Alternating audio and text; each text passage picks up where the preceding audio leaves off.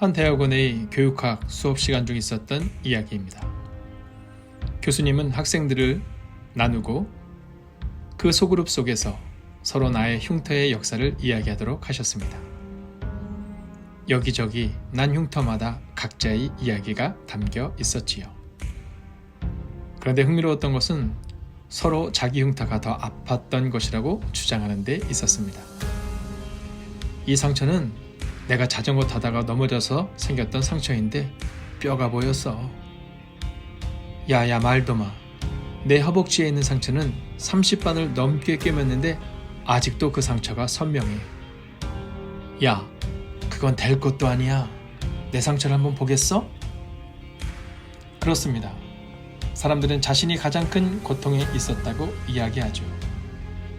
너의 문제는 내가 겪어온 것에 비하면 아무것도 아니야. 사람이 너무 아프게 되면 주변에서 위로하는 소리조차 괴롭게 여겨지기도 합니다.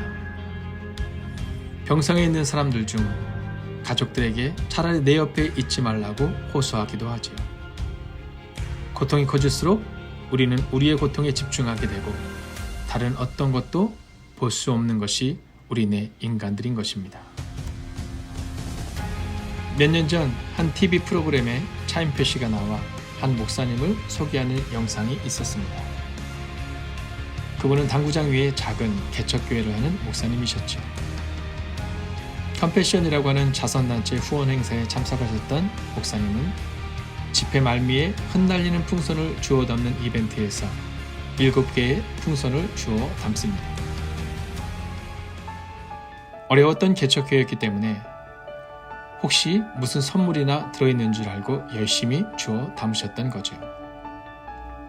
그런데 그 안에는 제3국의 가난한 아이들, 밥을 먹지 못하고 학교를 가지 못하는 아이들의 사진이 들어 있었던 겁니다.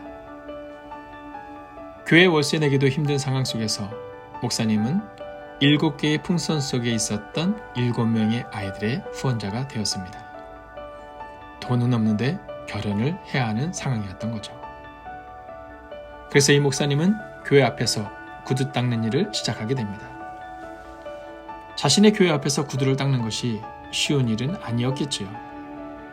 하지만 그 아이들을 돕기 위해 구두통을 들고 교회 앞에 앉으셨던 것입니다. 그러던 중 목사님은 루게리병을 앓게 됩니다. 루게리병으로 인해 근육에 힘이 없어지게 되고 결국에는 온몸을 움직일 수도 없게 됩니다. 목사님은 자신이 루게릭병이라는 것을 알았지만 몸이 점점 마음대로 되지 않는 상황에서도 아이들을 위해 계속해서 구두를 닦았다고 합니다. 결국 더 이상 손을 쓸 수 없을 정도로 근육이 약해졌고 그 일을 사모님이 대신 하셨다고 합니다.